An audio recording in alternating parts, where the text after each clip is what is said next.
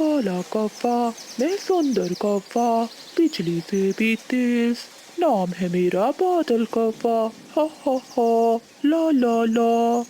तेज बारिश में बादल कौवा अपना छाता लिए गुनगुनाते हुए जा रहा था। बादल, तुम यहाँ बैठे गुनगुना रहे हो और मैं तुम्हें पूरे जंगल में ढूंढ रही हूँ। चलो घर चलो, तुम्हारा भाई आया है, वो तुम्हें बुला रहा है। क्या मेरा भाई आया है? तुमने मुझे पहले क्यों नहीं बताया? कहा ना पहले कैसे बताती, मैं तो तुम्हें 2 घंटों से जंगल में ढूंढ रही हूँ।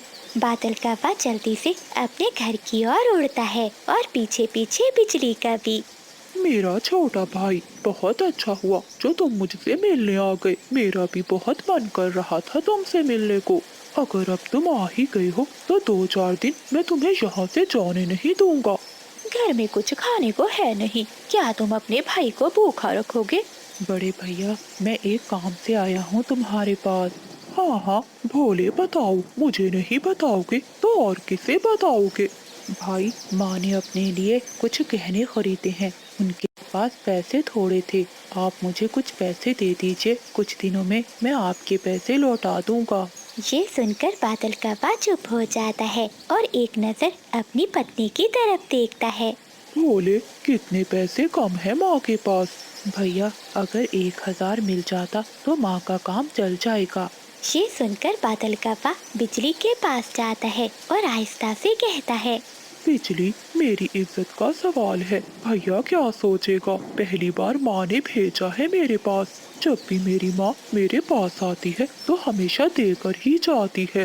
बादल जी, तुम्हारा भैया 1000 लेने आया है, कोई 10 रुपए नहीं। मेरे पास तो एक फूटी कौड़ी भी नहीं है, मैं तुम्हें कहाँ से दूंगी? बिजली, कुछ तो करो, मैं भैया को खाली पंखों नहीं भेज सकता। अच्छा ठीक है, मैं करती हूँ कोई जुगाड़। ऐसा कहते हुए बिजली का भी अपने घर से बाहर निकलती है। ऐसी बारिश में अब मैं किसके पास जाऊँ? कुछ सोचते हुए बिजली का भी अपना छाता लिए तोते की दुकान पर जाती है। तोते भैया, मेरी सास बहुत बीमार हो गई है, उसके इलाज के लिए मुझे कुछ पैसे चाहिए। अगर तुम उसके इलाज के लिए मुझे 1000 दे दो तो मैं तुम्हें वापस लौटा दूंगी। बादल तो कहता है कि उसकी माँ बहुत अमीर है और वो जंगल के सभी पक्षियों पे पैसे बांटती है और तुम उसी के लिए हमसे पैसे मांग रही हो। तोते भैया, अब तुमसे क्या छुपाना, वो तो एक वक्त का दाना भी मांग कर खाती है। ना भी बिजली, मेरे पास कुछ भी नहीं है, अगर होते तो मैं तुम्हें दे देता। हाँ, लेकिन चिड़िया के पास जरूर होंगे, तुम जाओ, वो तुम्हें दे देगी। तोते की बात सुनकर बिजली का भी वहाँ से उड़ती है और चिड़िया के घर जाती है। बिजली बहन, मैं तुम्हें पैसे जरूर दे देती, लेकिन अगर तुम मेरा पिछला उधार चुका देती। अभी तक तो तुमने मेरे पहले वाले पैसे भी देने हैं। 2 साल हो गए हैं, 2 दिन का कहा था तुमने। चिड़िया बहन, मैं तुम्हारे सारे पैसे इकट्ठे लौटा दूंगी। नहीं बिजली, इस बार जो भी कर लो, मैं तुम्हारे जाल में नहीं फंसने वाली। अब मुझे तुम पर एतमाद नहीं रहा, जाओ, तुम यहाँ से चली जाओ। फिर बिजली का भी वहाँ से चली जाती है। बादल जी, क्या चला गया तुम्हारा भाई? हाँ बिजली, बारिश रुकते ही भैया चला गया और कहा कि मैं पैसे लेकर शाम को उसे दे दूं। क्या तुम्हें पैसे मिल गए? नहीं मिले पैसे, तोते ने नहीं दिए और बुलबुल भी घर पर नहीं थी, और चिड़िया ने तो ये कहकर मुझे निकाल दिया कि उसे मुझ पर अब एतमाद नहीं रहा। वो चिड़िया हमेशा सबका ख्याल रखती है, लेकिन जब हमें कोई जरूरत हो तो हमेशा चू चू करती है।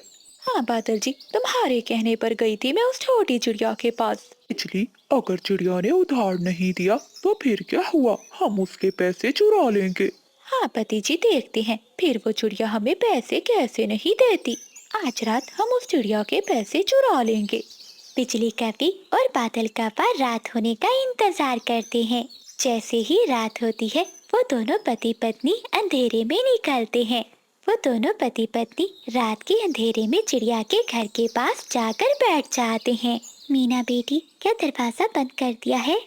हाँ मम्मा, मैंने दरवाजे की कुंडी लगा दी है। क्या मैं खिड़की भी बंद कर दूं? नहीं मीना, खिड़की खुली रहने दो, बाहर से ताज़ा हवा आती है और जंगल की ताज़ा हवा मुझे बहुत अच्छी लगती है। ऐसे बातें करते करते वो सब सो जाते हैं। कप्पा और कवि खिड़की के पास आकर देखते हैं। बिजली सो गए, सभी सो गए। अब जल्दी से चलो और चिड़िया के पैसे चुरा लो। वो दोनों पति पत्नी खिड़की के रास्ते से चिड़िया के घर में घुस जाते हैं, लेकिन वो कभी ये नहीं जानते थे कि चिड़िया अभी जाग रही है।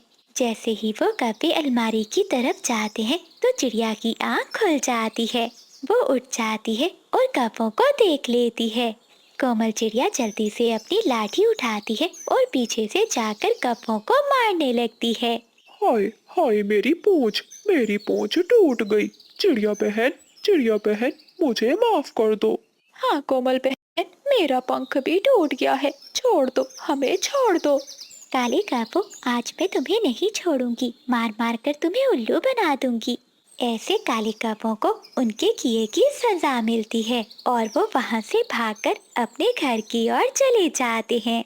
प्यारे दोस्तों, कहानी को लाइक करना और चैनल को सब्सक्राइब करना मत भूलना। आपका धन्यवाद।